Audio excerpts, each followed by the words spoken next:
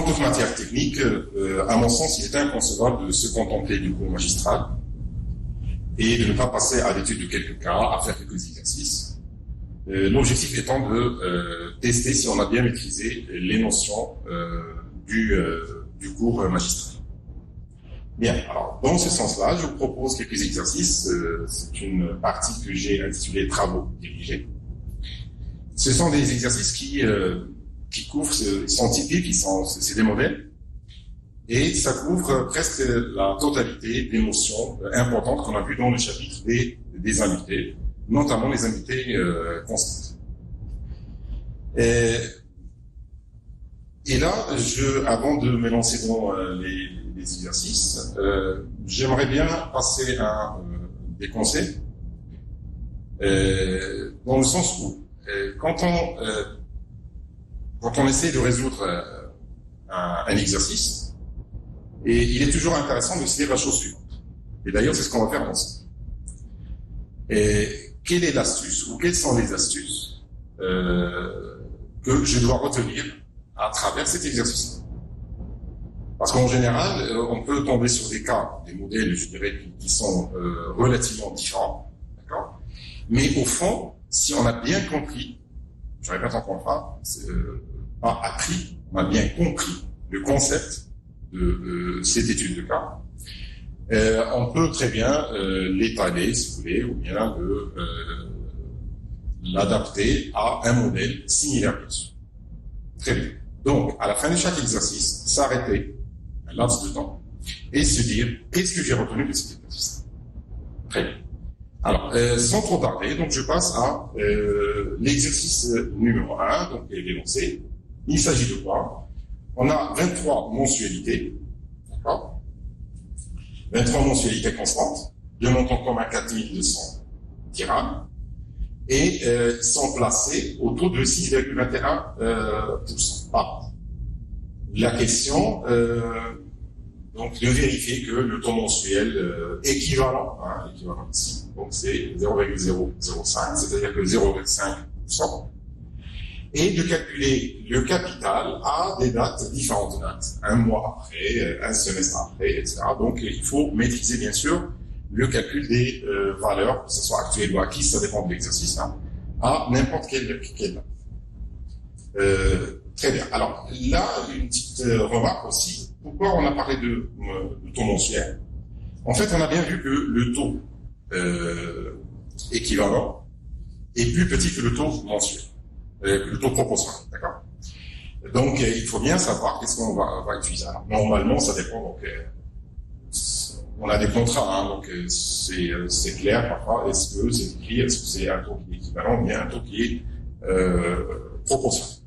Sauf que dans la pratique, et souvent, quand il s'agit d'un placement, souvent on utilise un taux équivalent. Et c'est le cas ici.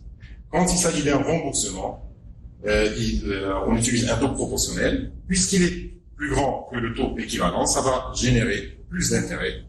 Et donc, vous imaginez que, voilà, pourquoi l'idée derrière, pourquoi on utilise, ou les sociétés de crédit utilisent un taux proportionnel plutôt pour les remboursements de crédit. Très bien. Alors, pour le premier cas, donc le petit 1, donc ça c'est pas très ici. On a la formule, c'est que I12 égale à la racine 12e de 1 plus I, donc 1,0621, exactement, d'accord, moins 1, donc ça c'est à peu près, donc si on le calcule, donc ça c'est à peu près égal à 0,005. Donc normalement il y a un 0, 1, etc. Après, donc je dirais que c'est à peu près égal. Et on va se contenter de cette valeur-là pour la suite. Alors, pour petit 2. Alors, petit 2, donc je fais ici un chien. Voilà. D'accord. Et je vais utiliser la formule fondamentale. Donc ici, on a combien? On a 28. Donc là, donc, j'ai A, ici, A. Donc jusqu'à la 23e, parce qu'on a 23 ici. Hein, donc là, donc il faut respecter le temps, etc. Donc jusque ici. remarquez déjà une chose, c'est que je n'écris pas 0, je n'écris pas, comme on dit, ça fait un peu bébé maintenant. C'est pas la peine d'écrire 0, 1, 2, etc. Moi, je fais un schéma, je sais que c'est une suite d'unités constantes, et là, le nombre, je sais que c'est 23. Je l'écris comme ça. Alors, ma question, c'est quoi? La première, c'est quoi? Alors, ça, c'est mensuel. Donc là, c'est une période, c'est le mois. La question, c'est quoi? C'est calculer un Vn, je dirais la valeur, à cette date, un mois après. Bien. Alors, je veux savoir, déjà, est-ce que c'est une valeur acquise ou actuelle? Est-ce qu'il est début de période ou fin de période? Tout ça, on en a besoin, bien sûr, donc, pour bien savoir quelle est la formule que je vais utiliser. Et là, ça fait appel à quoi? Ça fait appel à la remarque, donc là, je précise ici, la remarque fondamentale qu'on a déjà vue, et que j'avais insisté qu'elle nous sera très utile par la suite. Bien, alors, essayons de savoir, est-ce qu'on est dans le cas de V0 ou bien de Vn? Là, je veux calculer la valeur ici d'un unité à cette date-là, un mois après le dernier version. Donc, je suis dans le sens, je me déplace dans le sens du temps. Quand je me déplace dans le sens du temps, donc, j'ai Vn, c'est la valeur acquise. Bien. Alors, je reviens aussi toujours à la remarque fondamentale. Qu'est-ce qu'il dit? Donc, je suis dans le deuxième cas. Le deuxième cas qu'il dit, qu'est-ce qu'il dit? Pour le calcul de Vn, voir comment est placée la dernière annuité par rapport à la dernière période. Donc, je m'intéresse à quoi? Ici, je m'intéresse à quoi? Je m'intéresse à la fin. Et donc, ce qui m'intéresse, c'est quoi? C'est la dernière période. Là, voilà la dernière période. Pourquoi? Parce que je vais calculer la valeur de toute cette suite-annuité à cette date-là. C'est ça la dernière période et c'est ça la dernière annuité.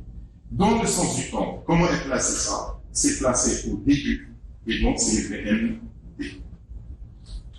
D'accord? Donc on voit très bien que ici, on a, donc c'est une valeur acquise, mais de début de période. Très bien. Alors, voilà, donc finalement, on passe à l'application numérique. Pourquoi? Parce que cette formule-là est connue. Le capital final égale à VND, qui égale 4200, donc je remplace CA fois 1 plus I, fois 1 plus I à la puissance 23, moins 1 sur I, et ça donne ce chiffre-là, 102 614,21. Voilà le capital que j'ai constitué un mois après. Le deuxième cas, qu'est-ce qu'il dit? Quel est le capital constitué un semestre après. Rappelez-vous, exprès j'ai écrit semestre au départ et non pas 6 mois. Pourquoi? Parce que vous devez faire attention que toutes les périodes doivent correspondre à la période des annuités. Les intérêts sont capitalisés selon la période des annuités. Donc là, notre référence, c'est la période des annuités. Donc un semestre, en fait, je l'écris 6 mois. C'est le chiffre 6 qui m'intéresse. Très bien. Alors, si je reviens maintenant à mon schéma ici, d'accord? Et donc, je regarde, qu'est-ce qu'il faut faire? Donc, ici, c'est quoi? 6 mois. Donc, c'est 1 mois. D'accord? 1 mois, 2 mois, etc., jusqu'à le 6e. Si j'écris petit 1, le etc., jusqu'à 6. Voilà. Donc, la même chose. Alors, si je veux calculer directement, ma question ici, c'est quoi? C'est de calculer Vn ici. Hein? Donc, je vais calculer Vn. Maintenant, on sait que c'est Vn, hein, parce que c'est la valeur acquise. Je veux calculer Vn ici. Alors, et je vais utiliser toujours la remarque fondamentale. Ici, dit, puisque je veux calculer Vn, je regarde comment est placé le dernier versement par rapport à la dernière période, la dernière annuité par rapport à la dernière. Alors, la dernière période, normalement, c'est là. C'est entre 5 et 6. Mais le A, il est très loin, le dernier versement, la dernière annuité. Il n'est ni au début, ni à la fin. Donc, je ne peux pas utiliser directement la formule de capitalisation, que ce soit début de période ou fin de période. Ce n'est ni début de période, ni fin de période. Alors, qu'est-ce qu'il faut faire? Nous savons très bien qu'un intérêt composé, quand je vais calculer une valeur, je peux, par exemple, par rapport à une date, j'aurai exactement le résultat si je calcule par rapport à une date. Et le résultat obtenu, ça devient un capital initial ou le reste de la durée. C'est ce qu'on va faire ici. On va se placer sur une date qui est simple. Simple, ça veut dire quoi? Qui me donnerait soit début de période, soit fin de période. Du moment qu'on a déjà calculé là, tout à l'heure, si vous vous rappelez très bien, VND, on a déjà calculé. Ça, on le sait. Hein. Alors, Alors, le VN ici que je cherche, c'est quoi finalement? C'est ce VNP, d'accord, que je vais capitaliser pendant combien? Pendant 5 mois. D'accord? Donc ici, je vais capitaliser pendant 5 mois. Et donc, VN, que je calcule, donc le capital final, c'est quoi? C'est VNP fois 1 plus I à la puissance 5. Et ça, on a déjà calculé. Donc, on va exploiter le résultat numérique et multiplier par 1 plus I à la puissance 5. Donc, je reviens à ça. Donc, voilà, c'est ce qu'on a écrit ici. Le capital final, c'est égal à VNP fois 1 plus I à la puissance 5. Et j'espère que vous avez bien compris pourquoi. Donc, voilà la formule. Et multiplié par la puissance 5. Et donc, j'obtiens 105. Vous voyez très bien que c'est supérieur à ça. C'est tout à fait normal. Il faut toujours avoir cet esprit-là de comparaison, d'analyse. Hein, c'est tout à fait logique que ça, c'est supérieur à ça. Parce que tout le monde peut se tromper dans les valeurs numériques. Mais là, si je trouve inférieur à ça, c'est pas logique du tout. Hein. Donc, il faut refaire le calcul. Très bien. Alors, juste une petite remarque là, c'est que j'aurais pu faire la chose suivante. Là, je l'ai pas faite. Pourquoi? Parce que j'ai déjà ce chiffre-là, donc je voulais l'exploiter. Mais à cette date-là, donc j'aurais pu faire la valeur finale, la valeur acquise de fin de période, d'accord? Mais à ce moment-là, donc, il y aura une période qui ne serait pas comptée, et donc c'est 1 plus I à la puissance 6. Donc, on peut très bien faire les deux, soit ça. Et si vous remplacez par la formule, vous allez trouver exactement la même chose. Bien. Alors, on s'est dit qu'à la fin de chaque exercice, il faut essayer d'analyser les choses et de voir qu'est-ce qu'on a retenu. Ce qu'on a retenu ici, c'est quoi? C'est la remarque fondamentale. Il faut bien savoir calculer la valeur d'une suite d'annuités dans n'importe quelle date. Et à ce moment-là, utiliser la remarque fondamentale qui vous donne très bien, d'une manière vraiment très simple et pratique, comment distinguer entre début de période et fin de période. Donc voilà ce qu'il faut retenir de cet exercice. Je passe maintenant au deuxième. Donc un crédit ordinaire de 350 000 dirhams est remboursable par 30 trimestrialités constantes au taux annuel proportionnel de 8%. Très bien. Donc maintenant, on a un crédit. Tout à l'heure, c'était un placement. Maintenant, c'est un remboursement de crédit. Bien. Alors, on suppose que le premier règlement a lieu 3 mois après. Remarquez ici la même chose. Hein. Là, on parle de 3 mois après. Hein, mais en fait, c'est quoi? Regardez. Là, c'est quoi? C'est trimestriel. Donc là, c'est un trimestre. Et donc, c'est classique. Hein. Un trimestre. Mais extrait, on a écrit 3 mois pour vous dire que, attention, c'est pas 3 qui m'intéresse, c'est 1 en fait. Parce que tout doit être homogène avec la période des annuités. Les annuités sont trimestrielles, là, les périodes doivent être en trimestre. Et donc 3 mois, c'est un trimestre. En fait, c'est une période après. Donc c'est classique. Hein. Alors, calculer le montant de trimestrialité de remboursement. Et là, on nous demande voilà, donc c'est le taux annuel effectif global. Et il s'agit d'un taux, si vous vous rappelez très bien, qui prend en considération tous les frais supportés par l'emprunteur. Alors donc on nous donne les frais. Et alors ça c'est pour la première étape, donc je vais développer ceci après. Parfois on donne juste pour s'impliquer, sinon on peut le trouver soit avec la table financière, soit avec un raisonnement de tâtonnement. Et une deuxième c'est quoi? Donc là c'est un peu différé. Donc alors on suppose que la première trimestrialité doit être réglée 1 an après. Alors, 1 an après, vous voyez très bien que, là aussi, c'est pas le chiffre 1 qui m'intéresse, mais 1 an, c'est 4 trimestres. Et donc, c'est le chiffre 4 qui va m'intéresser. Et, bien entendu, vous voyez très bien que si je retarde le remboursement, bien entendu que l'annuité va augmenter. Et donc, ce que j'ai dit tout à l'heure, il faut toujours analyser les choses. Nécessairement que, puisque les conditions sont les mêmes, l'annuité ici, la trimestrialité ici, doit être supérieure à la trimestrialité ici. Pourquoi? Parce que, là, il y a un retard. Et donc, tout retard, bien sûr, va générer plus d'intérêt. Bien, alors, passons à la réponse, à la résolution de cet exercice-là. La même chose, donc je reviens ici à mon raisonnement. Et dans un premier temps, donc, je vais prendre le cas classique. C'est quoi? C'est-à-dire une période après. Donc, pour l'exercice là, on a ici S0. S0 qui est égal à 350 000. Et on a dit que 3 mois après, ça est un trimestre. Donc là, en fait, c'est 1. Là, c'est 2, etc. Donc, c'est pas la peine après, quoique c'est évident ici, parce que la première à 1, la deuxième à 2, c'est facile de voir que la 30e, hein, c'est à la date. À la date 30. D'accord. Donc là, alors moi, même si je n'écris pas 30 ici, hein, j'écris ici, c'est 30A. Bien sûr, c'est pas 33A, 30 annuités, donc il n'y a pas abréviation de l'écrit comme ça. D'accord. Bien. Alors, je veux savoir, donc la question c'est calculer la trimestrialité de remboursement. Là, la même chose, ce qui fait une dans ce genre d'exercice, c'est quoi? C'est la règle du remboursement.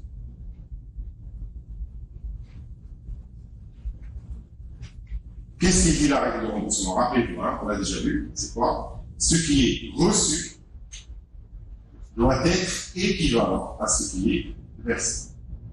Je m'explique. Quand on a un crédit, je dirais entre amis, hein, il n'y a pas de d'intérêt, j'espère.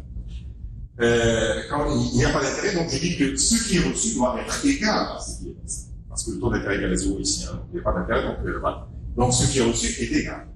Lorsque je passe de pas d'intérêt à, avec un taux de calcul, avec un raisonnement avec un taux d'intérêt, égalité est remplacée par la notion importante de l'équivalence qu'on a déjà vu dans le premier chapitre et qu'on a utilisé aussi dans le second chapitre.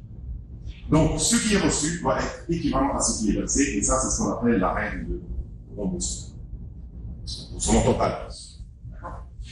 Alors, ce qui est reçu ici, c'est quoi? C'est S0. Ce qui est versé, c'est quoi? C'est les 30A. Donc, je dirais que S0 équivalent à 30A. Et là, vous savez très bien que deux capitaux sont équivalents à intérêt composé lorsque leurs valeurs sont égales à n'importe quelle date, n'importe quelle même date. Hein.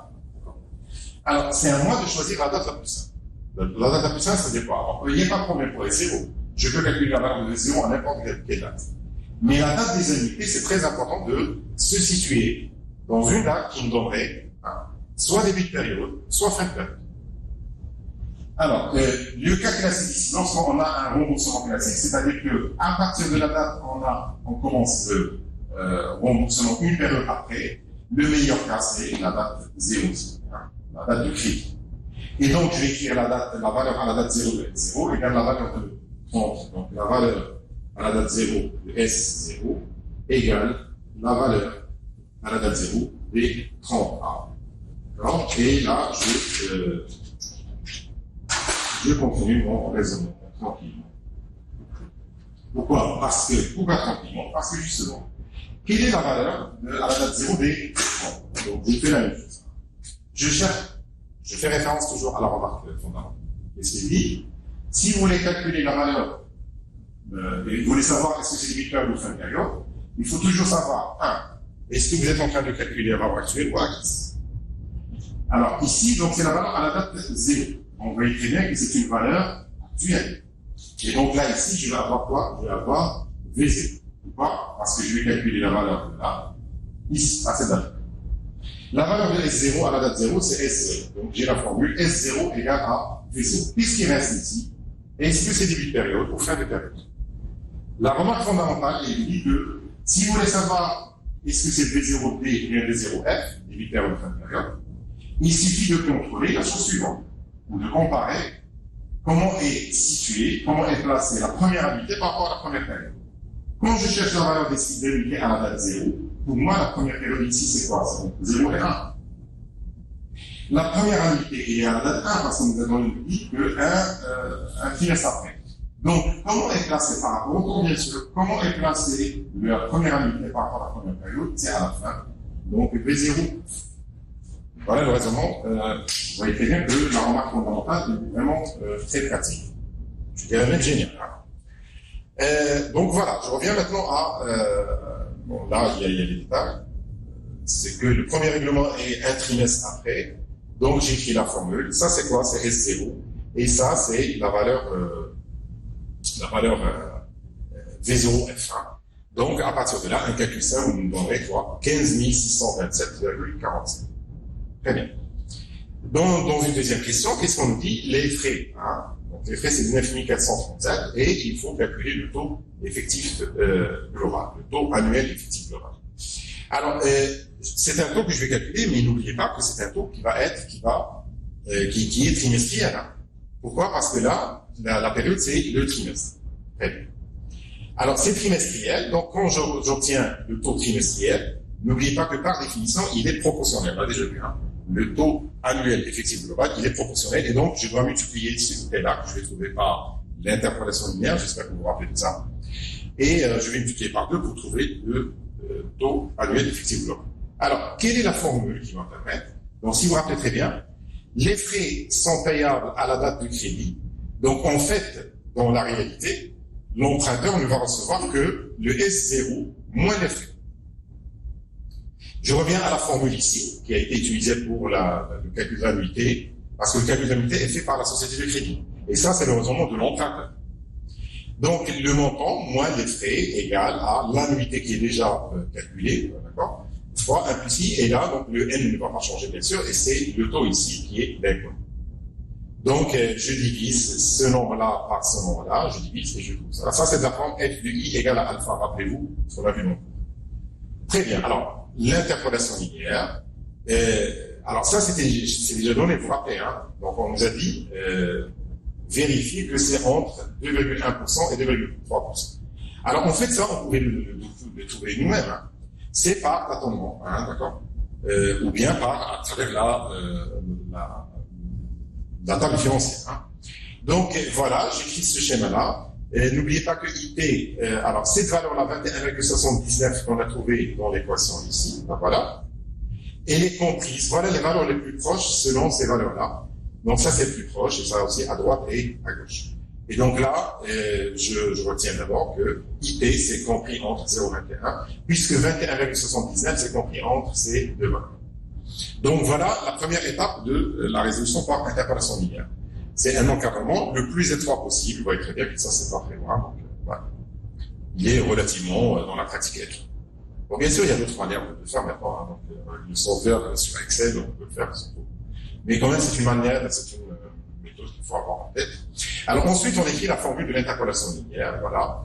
I moins, ça vous rappelle, IT moins ça sur 0,023 moins ça. Je fais la même chose de l'autre côté. Ça, on en a déjà vu. C'est une formule à appliquer. Ce qui implique que IT égale à ça. Je garde beaucoup de chiffres parce que c'est pas un petit conseil. Lorsque ce n'est pas un résultat final, essayez de garder un maximum de chiffres parce que donc il faut ajuster à la fin. Hein, donc, comme ça, vous ne serez pas très loin de le résultat que vous cherchez. Plus ou moins. Alors, en conclusion, le TLG égale à quoi en fait? C'est quoi? C'est IT multiplié, excusez-moi, tout à l'heure j'ai dit par 2, c'est par 4, bien sûr. Parce qu'un an égale 4 trimestres. Donc je dois multiplier par 4 plutôt. Et donc ça donne 8,81 au lieu de 8%. Donc c'est presque 9%. Donc voilà. Alors il y a une question qui reste, c'était quoi? C'est qu'on suppose que, voilà, que le premier règlement n'est pas effectué, c'est pas classique, hein, c'est pas un trimestre après, mais c'est un an après. Et on veut répondre à la première question ici, c'est quoi le montant de la trimestrielle? Alors là, la même chose, je reviens ici à mon raisonnement. Vous dire la chose suivante. Je suis dans cette clé. Je suis dans le cas suivant.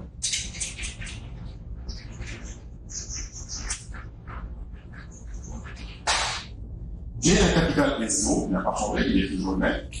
Sauf que je ne vais commencer qu'à partir, alors je vais écrire petit 1, petit 1, ça, donc 5, ça c'est 6. C'est là que je commence mon donc A, excusez-moi, c'est pas 6. Donc c'est un semestre après, si, un semestre après, ça fait 6 mois. Non, pardon. Alors, voilà, donc c'est pardon. Je suis passé à l'énoncé 3, en fait, je suis toujours dans l'organisation. Donc voilà, donc on dit un an après, et les annuités sont trimestrielles, donc en fait c'est 4. D'accord, c'est 4. Donc 3 élèves. Alors, donc là, si vous voulez, donc 1, 2, 3, et 4. Donc, c'est à partir de là que je commence mon remboursement. Donc là, et toujours, le nom, on n'a pas changé, c'est toujours 30. Alors, bien sûr, alors, j'ai toujours la règle de remboursement. Hein. Donc, c'était une question. La règle de remboursement, c'est toujours S0 équivalent à 30. Donc, ça n'a pas changé. Qu'est-ce qui va changer? Je ne peux pas le faire à la date. C'est pas que je ne peux pas le faire, mais c'est pas pratique de le faire à la date 0. Parce que rappelez-vous que c'est plus facile de déplacer le S0 que de le déplacer tout à suite à nouveau. Et donc, la question, c'est quoi? Quelle est la date ici? Donc, 0, ce n'est pas pratique. C'est possible, il n'y a pas de problème. On peut le faire sans aucun problème. Mais ce n'est pas pratique. Alors, ce qui est pratique, c'est quoi? Et retenez ça, c'est une période avant le premier versement. Une période avant le premier versement, c'est la date 3 et la meilleure. 4 aussi à la rigueur, mais 3 et la meilleure. Donc, je vais calculer la valeur des sites d'annuité ici, et la valeur de S0 ici, d'accord? Et je dis que la valeur de ça égale la valeur de ça, qui traduit quoi? L'équivalence entre les deux. Donc, la valeur de S0 à la date 3 égale à la valeur des 30A à la date 3. Bien. Qu'est-ce que j'ai gagné lorsque j'ai choisi la date 3? La valeur des annuités à la date 3. Je vais comme ça, je vais passer comme ça. Donc, c'est dans le sens inverse du temps. Donc, c'est toujours V0. Pas de problème. Alors, c'est V0, et je veux savoir, est-ce que c'est début de période ou fin de période? Pour savoir début de période, fin de période, toujours la remarque fondamentale, qu'est-ce qu'il dit? Alors, je regarde comment est placé le premier versement, la première annuité par rapport à la première période. Quand je vais jusqu'à 3, je ne déplace pas ici, hein. Donc, c'est là. Donc, la première pour moi, c'est entre 3 et 4. Le premier versement, il est là. D'accord? Et donc, par rapport au sens du temps, la première annuité est à la fin de la première période. Donc, c'est toujours V0. Mais à gauche, qu'est-ce que j'ai? Ça, c'est pas très difficile. Ce que j'ai, c'est quoi? C'est S0 fois quoi? Fois 1 plus I à la puissance 3. Et donc, voilà la formule qui va me permettre de calculer à quoi égale 40. Donc, je reviens à la résolution ici. Donc, le premier règlement aura lieu 4 trimestres après la date de crédit. On écrit l'équivalence à la date 3. Et j'espère que vous avez bien compris pourquoi la date 3. Alors, c'est-à-dire, elle est la plus pratique. Je ne dis pas qu'elle est la seule, mais la plus pratique. C'est-à-dire une période avant la date, voilà, retenez ça. Donc, c'est toujours pratique, hein, avant la date du premier règlement. Donc, on aura, voilà, le I, hein, le trimestriel, parce que c'est par, voilà, par 4, et à la puissance 3. Et donc, là, j'ai la formule. Ça, c'est V0F, et ça, c'est à la puissance 3, de S0 par la puissance 3. Et donc, j'obtiens ce chiffre-là. Vous voyez très bien que là, c'est 16 584. Et tout à l'heure, on a trouvé 15 627. Vous voyez très bien que c'est tout à fait logique. Hein. C'est que la valeur ici, elle est plus courte. Voilà pour l'exercice numéro. Maintenant, pour l'exercice, je vais passer à l'exercice 3. Alors, l'exercice 3, ça concerne quoi? Bon, déjà, je reviens au premier parce qu'on s'est dit la chose suivante. Qu'est-ce que je retiens de ça? Qu'est-ce que je retiens de ça? Alors, il faut bien faire attention à la remarque fondamentale. Quand je fais l'équivalence, que ce soit pour un crédit ou pour des annuités de placement, je pense à la remarque fondamentale et je compare, est-ce que déjà c'est V0 ou bien VN, je compare le premier versement, si c'est V0, ou bien le dernier versement, je m'intéresse à ce qu'il a à la fin, quand il s'agit du calcul de VN. Donc là, on avait appliqué ceci. Et là, on a donc ça c'est le taux annuel effectif global.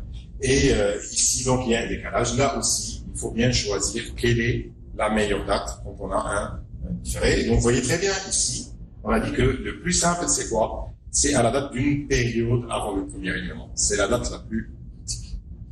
Très bien. Exercice 3. Le troisième exercice. Alors, un crédit, donc on a un crédit qui va être remboursé donc par des semestrialités pour changer un petit peu. D'accord? Constante, donc c'est des semestrialités constantes, 30 unités chacune, et le taux est proportionnel, donc ça, il faut l'utiliser par 2. Parce que un an, ça c'est annuel, un an égale à 2 semestres, donc je divise ça par 2 pour trouver le taux. La question c'est quoi? Le premier règlement est effectué un semestre après, donc vous voyez, semestriel, un semestre, donc c'est classique. Et la question, c'est quoi? Quel est le nombre de semestrialités nécessaires au remboursement? Donc ça nous rappelle quoi? La partie, on a traité le nombre d'annuités, le calcul du nombre d'annuités, et on s'est dit, rappelez-vous que il y a un problème ici quand est-ce lorsque le n que je trouve, la valeur que je trouve n'est pas entière. Pourquoi un problème? Parce que le nombre normalement d'annuités, le n, c'est le nombre d'annuités, et donc ça doit être nécessairement un entier naturel. Alors qu'est-ce qu'on fait ici? Donc voilà, donc on a donc c'est classique, donc je peux passer directement S0, un raisonnement similaire comme tout à l'heure, S0 égale à B0. Je remplace par la formule, et vous voyez très bien que je connais tout, sauf le n ici. Ça c'est I divisé par 2. Ça c'est le A, j'ai S0, donc je remplace. Alors un calcul simple avec les logarithmes, ça on en a déjà fait. On trouve 26,77 et c'est un problème, parce que ce n'est pas un entier naturel. Rappelez-vous que dans le cours, et c'est ce qu'on va faire ici, qu'il y a deux types de solutions. Alors avant de le faire, donc, je sais très bien que 26, je pense ça, c'est ce qu'on avait appelé la partie entière, donc c'est entre P et P plus 1. Donc c'est entre 26 et 25. Donc en fait, c'est ces deux valeurs-là qu'on va considérer par la suite. Alors, deux types de solutions sont envisageables. La première solution, c'est quoi? N égale à 26. Et qu'est-ce que je fais? Je touche au mot, si vous voulez, annuité constante. Il n'est plus constante à 100%. Les premières, les 25, alors N égale à 26, donc on a 26 versements, 26 règlements. Les 25 premières semestrialités sont toutes égales à 38. Ce qu'on s'est déjà fixé au départ. Mais vous voyez très bien que la dernière, on ne peut pas être 38. Pourquoi? Parce que N, c'est 26,77. Et donc, c'est insuffisant. Donc, la 26e va être majorée. Majorée, ça veut dire que ça va être A', et nécessairement A' va être supérieur à A. Et je refais le même raisonnement. Donc, S0 égale à quoi? Égale la valeur à la date 0. Je vais calculer la valeur à la date 0 de quoi? De A à A 25 fois, et de A'. Alors, essayons de faire un raisonnement ici sur le tableau pour bien comprendre le problème ici. Donc, je fais l'axe du temps. Il est toujours, je dis, fort souhaitable de tracer l'axe du temps. Voilà, c'est là. D'accord. Alors, on a dit une première solution, la solution 1. Donc, je prends n égale à 26. Je vais expliquer pourquoi on ne prend pas 27 ici. Parfait. Enfin, ça ne marche pas 27. Alors, on a quoi? On a S0. Une période après, je commence à faire remboursement, deux remboursement, etc., etc. Et on a dit donc là c'est 25, et là c'est 26. Le dernier c'est A. Alors, le dernier, on a dit que c'est A'. C'est ça la différence. Tout ça, donc ça c'est 25A, c'est constant. Mais là, c'est pas constant, le A' nécessairement doit être supérieur à A. Et le raisonnement que je fais, c'est toujours la règle de remboursement. Qu'est-ce qu'il dit la règle de remboursement? Ce qui est reçu est 0 est équivalent. Alors, équivalent, j'écris directement la valeur à la date 0 égale à la valeur de quoi? À la date 0 de quoi? De A, etc. Le 25e A, ça c'est le 25e. D'accord? Et le dernier A'. Voilà. Quand je fais la valeur à la date 0, donc ça c'est quoi? C'est S0 égale. C'est la valeur des 25. Le 25 a été constante. Donc c'est comme tout à l'heure le raisonnement, parce que ça c'est le premier. Donc c'est V0F. Alors V0F de 25. Donc c'est A facteur de 1 moins 1 plus I à la puissance moins 25 divisé par I plus la valeur actuelle de A' qui reste. Et A' c'est quoi? Sa valeur. Quand vous prenez A', il est là. Et je cherche sa valeur à quelle date? Sa valeur à la date 0. Sa valeur à la date 0, c'est quoi? Tout simplement, c'est le terme que je dois ajouter ici, c'est A' fois 1 plus I, donc, à la puissance moins 26. Voilà. Alors, si on veut voir cette formule-là, voilà, donc elle est là, ici. J'espère que vous avez compris maintenant comment on va trouver. Et 0 égale ça. Alors, le A', comment je le calcule? Vous voyez très bien que je connais tout ça. Donc, j'ai une formule où j'ai une seule inconnue. Donc, il suffit de faire la différence, divisé par ça. Et on trouve que A' égale à 52 000. N'oubliez pas que A, 30 000, et là, c'est 52 000. Et la différence, elle est due à quoi? À la virgule 0,77. Très bien. Alors, conclusion. Pour rembourser le crédit, on peut verser 25 semestrialités de montant commun 30 000, suivi d'une 26e égale, d'accord, à 52 364, ce chiffre-là. Donc, voilà une première solution. Une deuxième solution, c'est quoi? C'est que je prends soit n égale à 26 ou n égale à 27. D'accord? Et disons que là, je ne touche pas, à l'énoncé, si vous voulez, à l'hypothèse que l'annuité doit être constante jusqu'à la fin. Mais si vous rappelez, donc là, à prime, la différence entre A et A prime, il y avait un montant. C'est comme si ce montant-là, je vais le dispatcher sur toutes les annuités. Et je vais garder toujours mon annuité qui est constante. D'accord? Donc, n égale à 26.